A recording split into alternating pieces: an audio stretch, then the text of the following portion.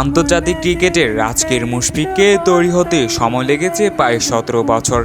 দেশের ক্রিকেটকে ভরসা দিতে পেরেছেন বলে নামের পাশে লেগেছে মিস্টার ডিফেন্ডেবল তকমা।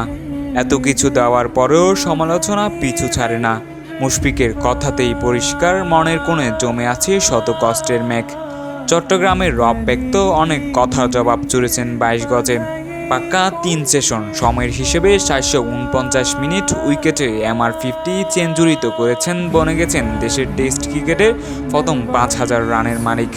দেশের হয়ে প্রথম ডাবল সেঞ্চুরির সুযোগটা ছিল আশরাফুলের পিছনে থেকেও প্রথম ডাবলটা পেয়েছিলেন মুশফিক। 5000 রানের মাইল ফলকের তিনিও একই কাণ্ড।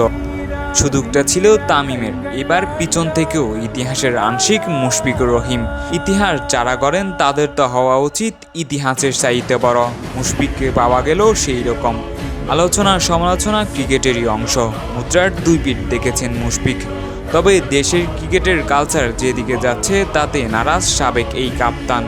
অভিমানে নয়, লাল সবুজের নায়কদের তো পাওয়া উচিত বীরের সম্মান।